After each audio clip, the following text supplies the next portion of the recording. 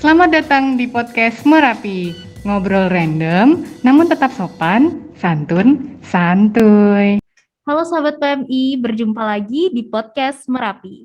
Sahabat PMI tahu nggak sih, 23 Juli itu diperingati sebagai Hari Anak Nasional.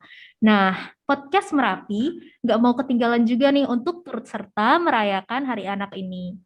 Karenanya di episode 14 ini, bersama saya Stara, kita akan membahas tentang anak-anak di masa pandemi, berkolaborasi bersama Save the Children Indonesia. Di episode ini, saya akan ditemani oleh Bapak Wiwit Trisnadi selaku Senior Humanitarian Manager dari Save the Children Indonesia. Ngobrol-ngobrol kali ini, kita akan banyak membahas tentang kegiatan, kondisi, situasi, dan banyak hal tentang anak-anak terutama di masa pandemi ini. Nah, ini saya sudah bersama dengan Pak Wiwit nih. Halo Pak Wiwit, selamat siang. Selamat siang, Mbak.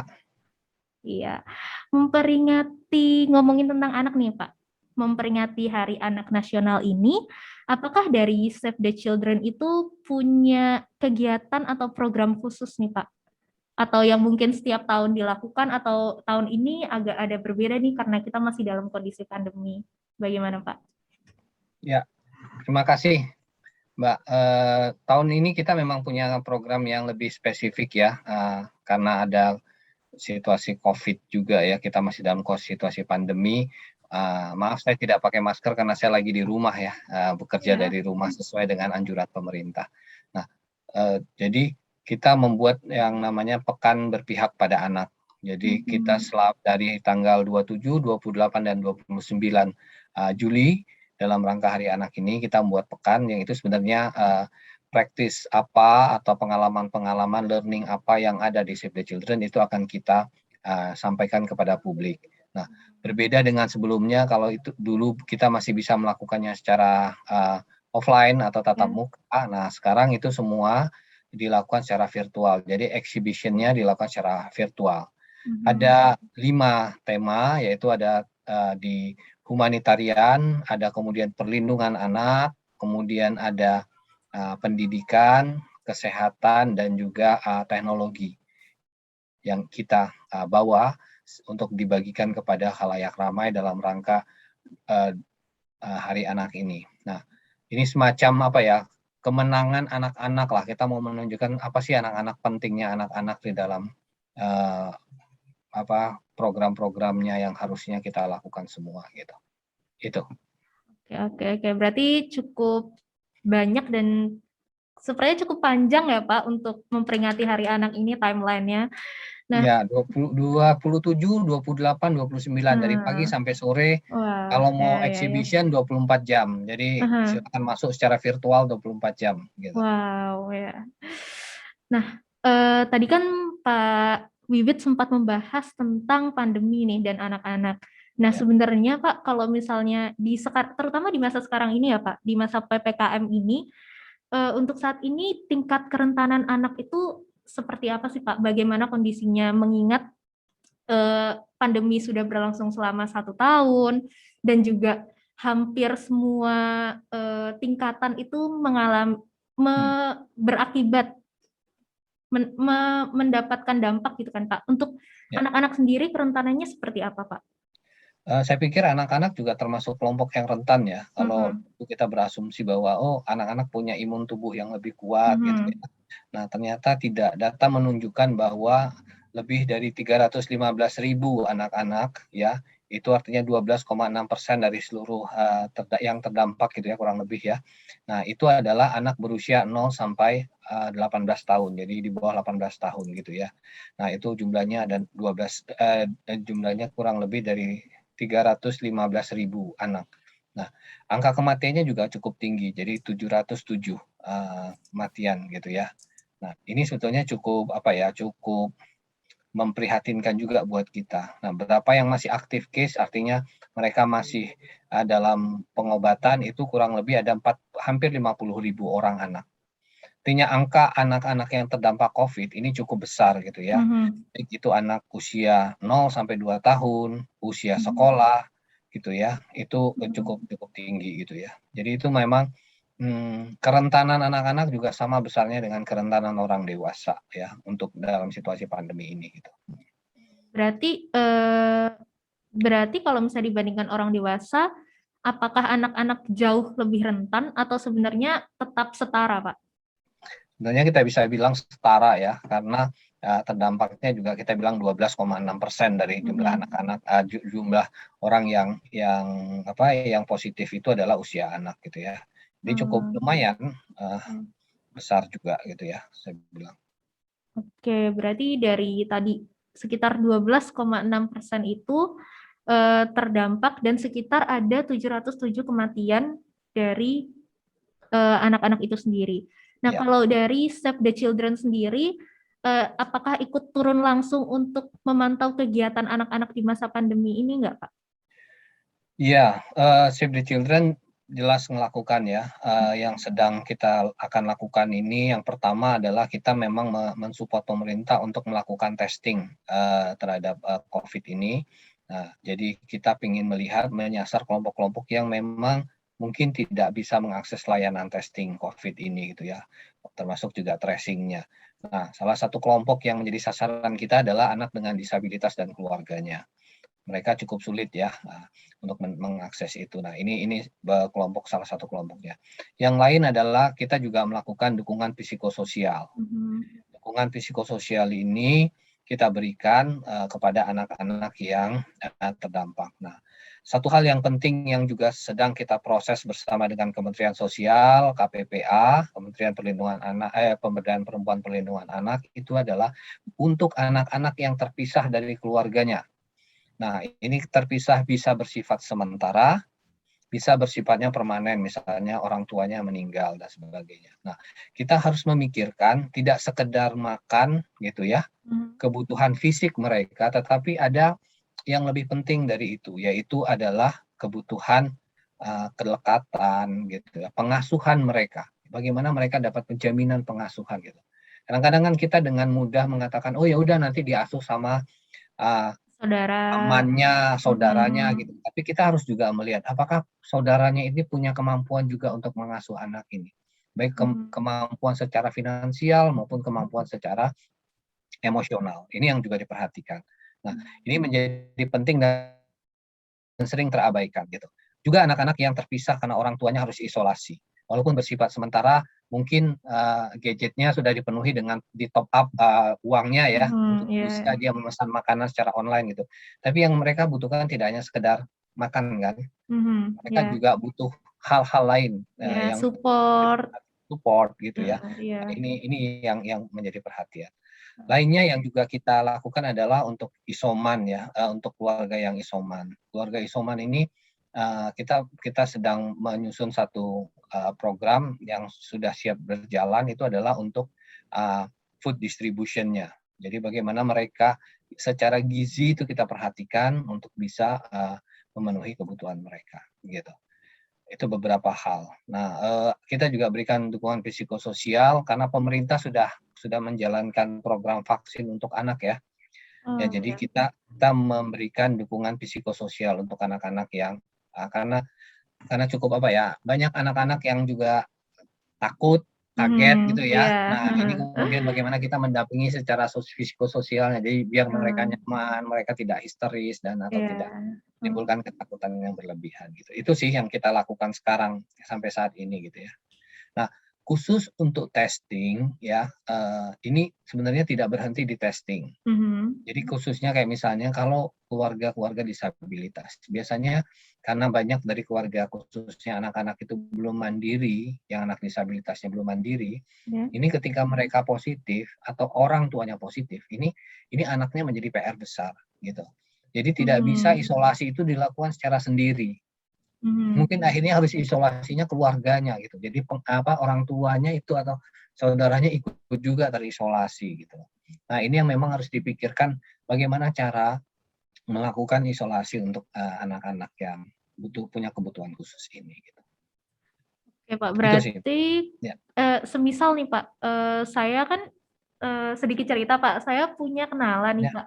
Jadi dia itu SMA dan dia ditinggal oleh orang tuanya karena COVID-19.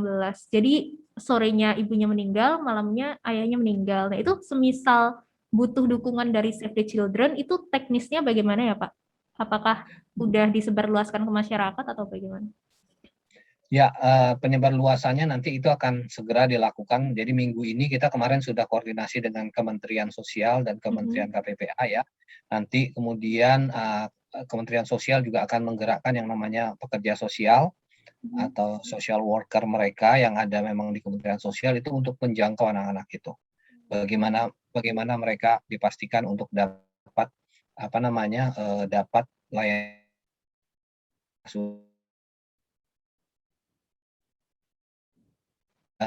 rumah atau dititipkan sama saudaranya gitu. Ini ada. Jadi segera nanti sesudah flyernya selesai kita akan distribusikan dan kerjasama dengan pemerintah daerah. Ini memang area yang kosong sebetulnya karena kita tidak punya data. Siapa sih anak yang harus kehilangan orang tua? Siapa sih anak yang harus terpisah? Yang lain yang juga terpisah itu adalah petugas medis. Karena dia harus merawat orang atau yang berada di rumah sakit gitu ya. Mereka juga harus isolasi kan. Sesudah mereka beri layanan berapa minggu, kemudian mereka harus isolasi baru mereka bisa pulang. Nah, selama ini apa yang akan terjadi? Bagaimana anak-anaknya diasuh gitu. Walaupun mungkin sifatnya sementara gitu. Nah, kalau tadi yang sudah terpisah permanen seperti apa? Itu pasti akan ada treatment yang berbeda, cara yang berbeda yang harus dilakukan. Nanti kita akan melibatkan secara aktif dari pemerintah, KPPA, dan kemudian Kementerian Sosial dengan pekerja sosialnya untuk memastikan semua anak dapat pengasuhan yang baik yang memang memenuhi hak mereka sebagai anak.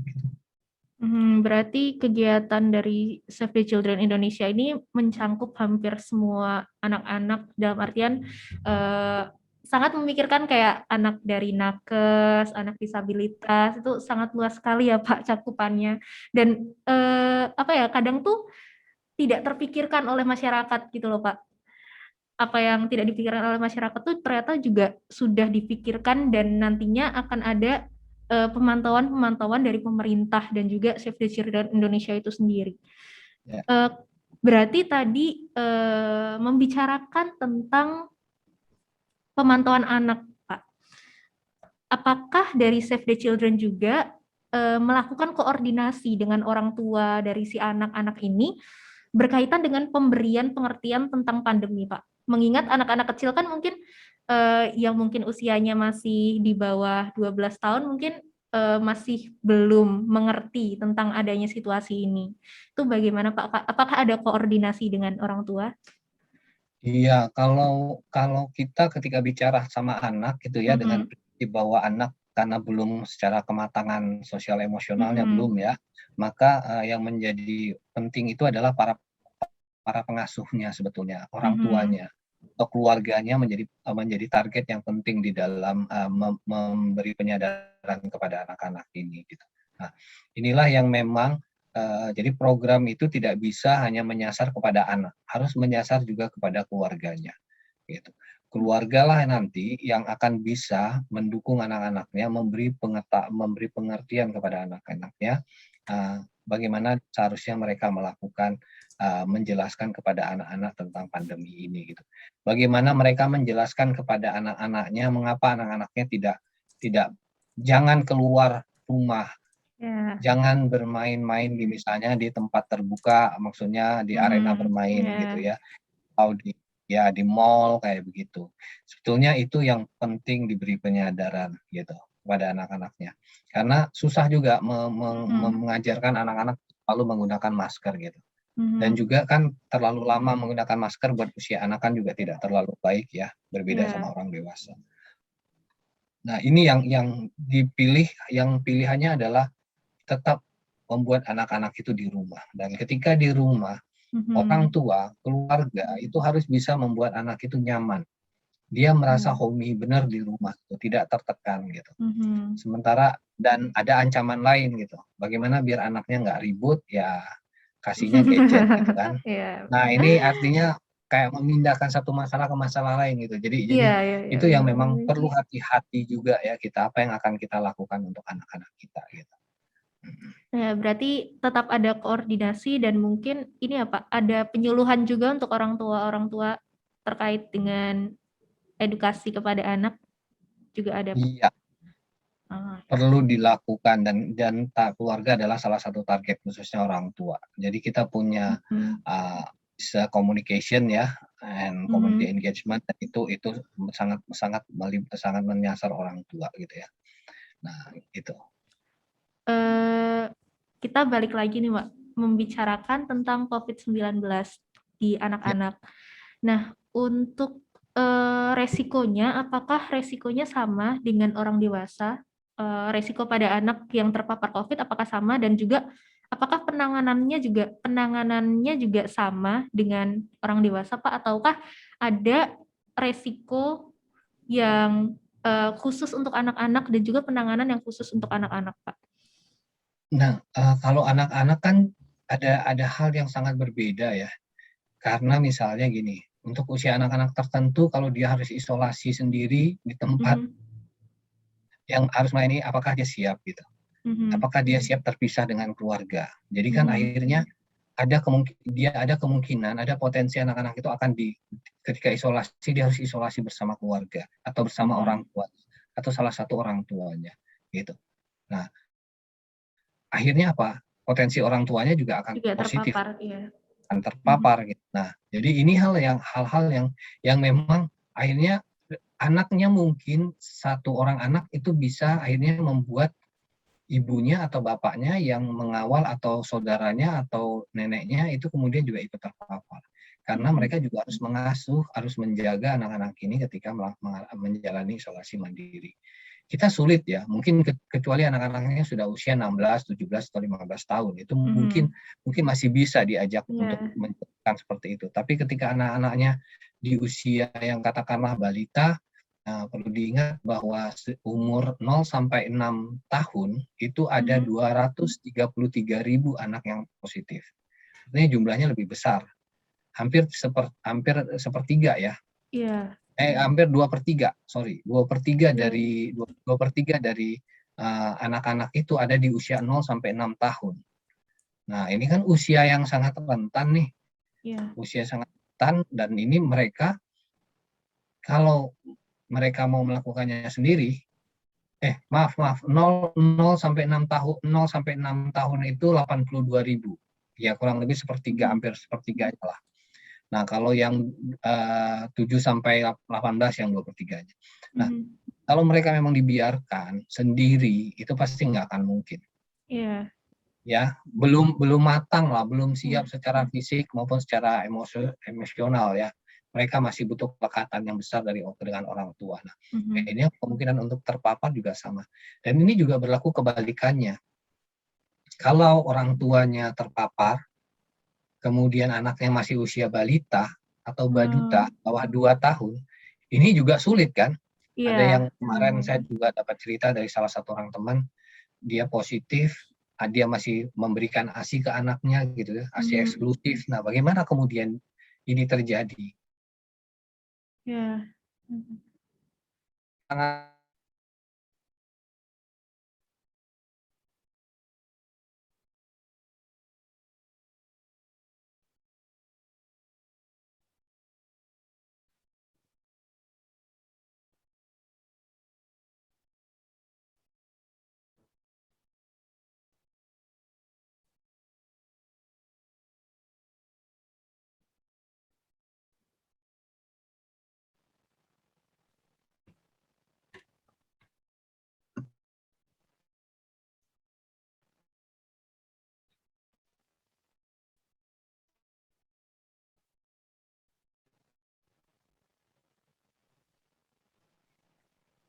Halo, Pak Wiwit.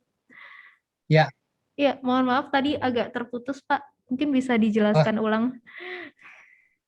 ya, jadi kan anak-anak usia 0 sampai 5 tahun khususnya itu Mhm, punya risiko yang lebih besar karena untuk potensial untuk ikut mhm, terpapar. Karena dia karena sebelum kematangan baik emosional, kemudian fisiknya gitu ya, kemudian juga dia butuh kelekatan yang lebih kepada mereka, ya mereka akhirnya ada kemungkinan untuk terpapar juga ketika anak-anak usia 0 sampai 5 tahun ini terpapar gitu. Itu sih. Berarti karena berarti kan penanganan dan resikonya berbeda ya Pak dengan orang dewasa. Nah, itu apakah dari SAFE juga memiliki program untuk memberikan edukasi terkait dengan penanganan dan resiko yang cukup besar sekiranya untuk anak-anak ini kepada masyarakat?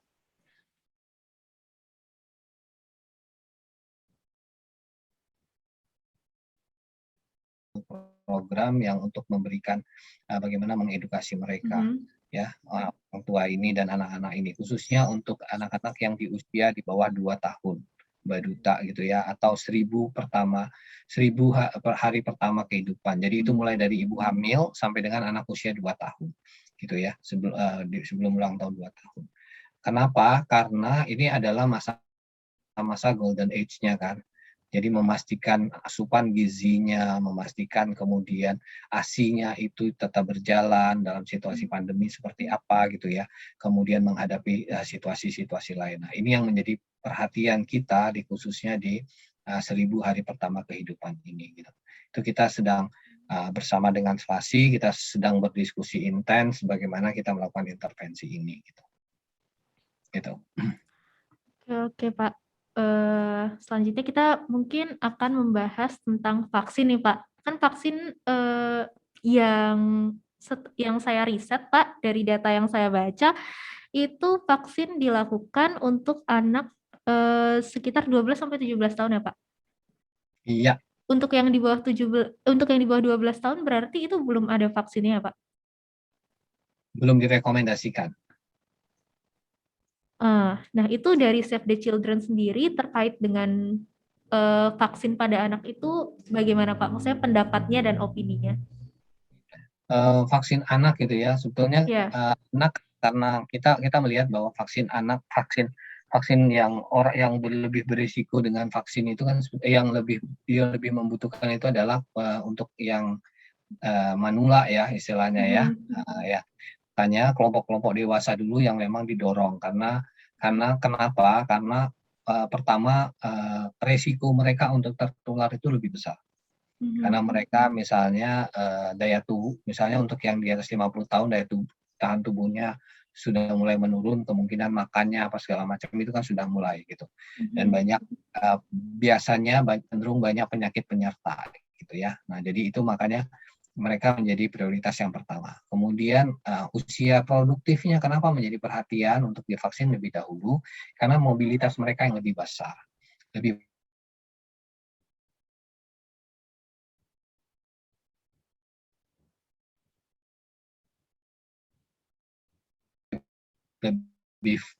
banyak mendorong bahwa prioritas pertama itu yang kita penuhi dulu. Nah, baru anak-anak menjadi bukan kita artinya abai, tetapi kita mendorong keluarga itu untuk kemudian mengajak anaknya tetap di rumah, gitu. Tetap di rumah lebih penting untuk saat ini. Karena jumlah vaksin yang kita tahu ya, jumlah vaksinnya kita juga terbatas kan, tidak bisa untuk menjangkau seluruh rakyat Indonesia gitu ya. Jadi makanya ada skala prioritas yang harus kita ambil gitu. Itu sih. Berarti anak diprioritaskan untuk tetap di dalam rumah. Tidak diprioritaskan vaksin bukan berarti abai, tapi memprioritaskan apa yang sekiranya terpapar lebih beresiko seperti itu ya Pak? Ya, jadi kita lebih mendorong anak-anak itu atau keluarga itu untuk mengajak, mendorong anaknya stay di rumah, tetap di rumah, gitu ya, tidak usah keluar lah. Gitu. Nah, kalau dari Save the Children sendiri, adakah tindakan preventif yang dilakukan agar anak tidak terpapar, Pak? Selain menetapkan protokol kesehatan yang sudah ada. Iya, apa yang bisa kita lakukan? Pertama adalah sebetulnya gini, kalau anak-anak itu kita mendorong keluarga untuk janganlah anak-anaknya dibawa keluar, kurangin sebisa-bisanya jangan gitu ya. Makanya nggak usah kalau nggak perlu banget ya nggak usah lah ke Hmm. keluar gitu. Nah ini yang memang kita ajak dan sasarannya memang ke keluarga, Hmm. bukan ke anaknya. Karena anak sih yang namanya anak ya kita bilang gitu ya. Apalagi anak-anak usia 0 sampai 5 tahun itu lebih Hmm. banyak mengikut ajakan dari orang tuanya gitu. Nah ini. Yang kedua, eh, yang bisa kita lakukan adalah bagaimana orang tua yang ketika dia harus pergi keluar rumah untuk bekerja misalnya atau untuk hal-hal lain yang memang tidak bisa kita tinggalkan ini, maka begitu mereka sampai mereka harus menjalankan protokol ini dengan baik gitu ya. Misalnya mereka harus bersih dulu, cuci tangan, mandi atau segala macam, berganti pakaian baru dia berinteraksi dengan keluarganya dan memastikan di luar rumah ini mereka juga tertib dengan protokol. Yang Hmm. paling bahaya, salah satu titik yang paling bahaya itu sebetulnya adalah ketika orang harus makan bersama. Ah. Makan bersama kita nggak mungkin makan tuh buka masker. Hmm. Nah, kalau kita ngumpul sama 3-4 orang, ngumpul pasti dia Hmm.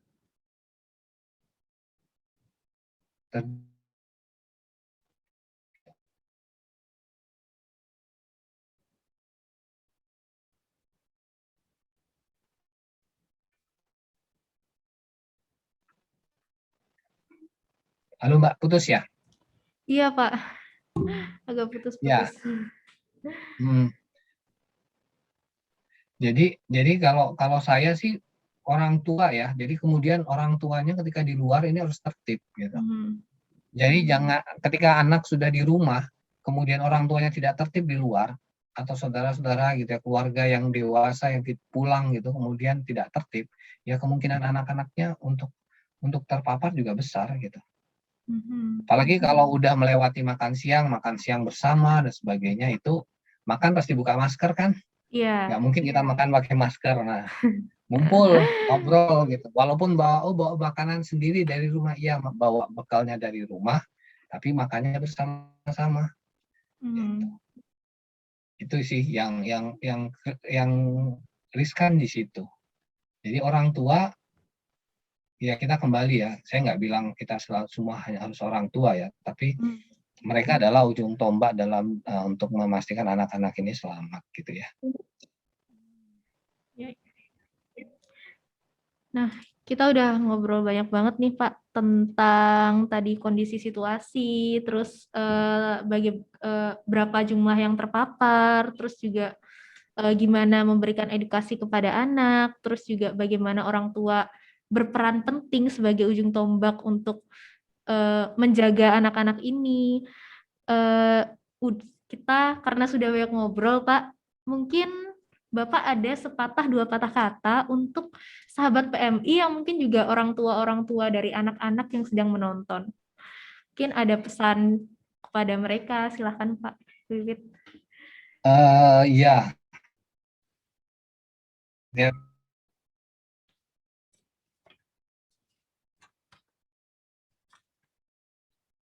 Mohon maaf Pak, suaranya terputus.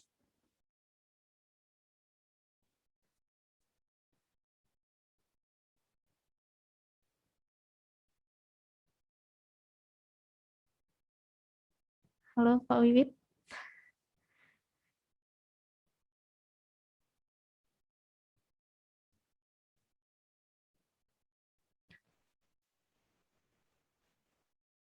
Halo Mbak. Iya, maaf Pak tadi terputus.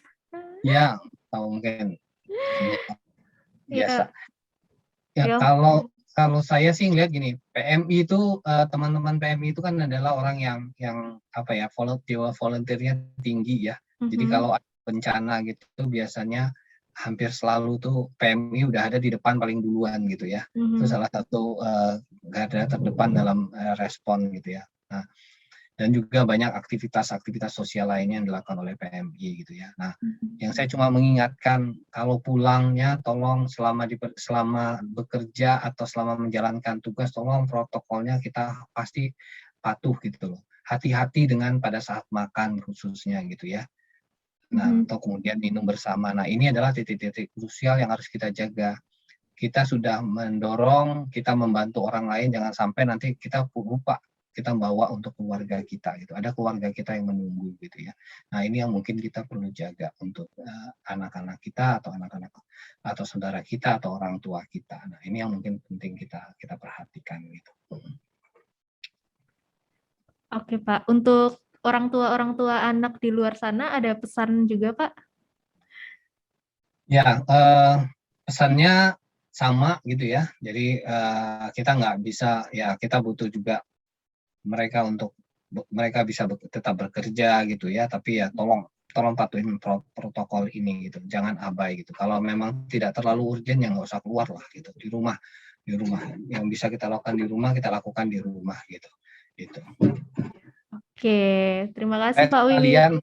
Sekalian Gimana, ngajak Pak? teman-teman kalau silakan nanti bisa berkunjung ke pekan berpihak pada anak ya, yang sebenarnya sharing learning yang dilakukan oleh SAFE, salah satunya dalam situasi pandemi ini kita melihat bagaimana kita bisa bekerja untuk anak-anak, mensupport anak-anak di Indonesia gitu ya. Itu sih. Oke, siap Pak. Terima kasih sekali Pak Wiwit Ya, atas sama-sama. sharing-sharingnya. Nah, sahabat PMI, dari obrolan ini kita jadi tahu banyak nih tentang kondisi anak-anak di masa pandemi ini. Kita juga jadi tahu berapa yang terpapar, bagaimana cara kita mengedukasi anak-anak, dan juga dari obrolan ini sahabat PMI bisa mengambil beberapa kesimpulan bagaimana cara kita berbicara pada anak-anak. Juga sahabat PMI juga jadi tahu nih, Save the Children punya beberapa program yang menangani tentang anak-anak. Tadi ada testing, ada tracing, terus ada pekan anak juga, jangan terlewatkan tuh sahabat PMI. Nah, kita juga jadi tahu kurang lebihnya gambaran anak-anak di masa pandemi ini. Apalagi virus corona ini udah semakin pintar ya sahabat PMI, dan juga semakin lebih berbahaya. Tapi sahabat PMI nggak perlu panik berlebihan, tapi juga harus tetap waspada. Nah, sahabat PMI juga jangan bosan-bosan untuk menerapkan protokol kesehatan dengan 5M ya, seperti yang tadi disampaikan oleh Pak Wiwit. Memakai masker, menjaga jarak, mencuci tangan, menjauhi kerumunan, dan mengurangi mobilitas. Kalau nggak urgent-urgent banget, di rumah aja deh sahabat PMI. Nonton TV, nonton YouTube, nontonin podcast kita juga. Nah, yuk disiplinkan diri, bukan untuk diri sendiri, tapi juga untuk melindungi orang-orang terkasih. Sekali lagi terima kasih Pak Wiwit atas waktunya. Semoga Pak Wiwit, semoga Pak Wiwit senantiasa diberikan kesehatan. Ya, terima kasih Pak. Selamat beraktivitas kembali. Terima kasih, sukses semua buat teman-teman PMI. Ya, terima kasih. Oke sahabat PMI, jangan lupa untuk stay tune terus di obrolan podcast Merapi yang lainnya. Kita udah ada banyak nih episode-episodenya, bisa di-scroll aja di YouTube channel PMI DIY. Nah, jangan lupa juga untuk like, komen, dan subscribe, dan nyalakan lonceng notifikasinya supaya nggak ketinggalan episode selanjutnya. Untuk info-info lainnya, sahabat PMI bisa banget mampir di Instagram PMI DIY di @PMI_DIY. Bye, sampai jumpa di episode selanjutnya.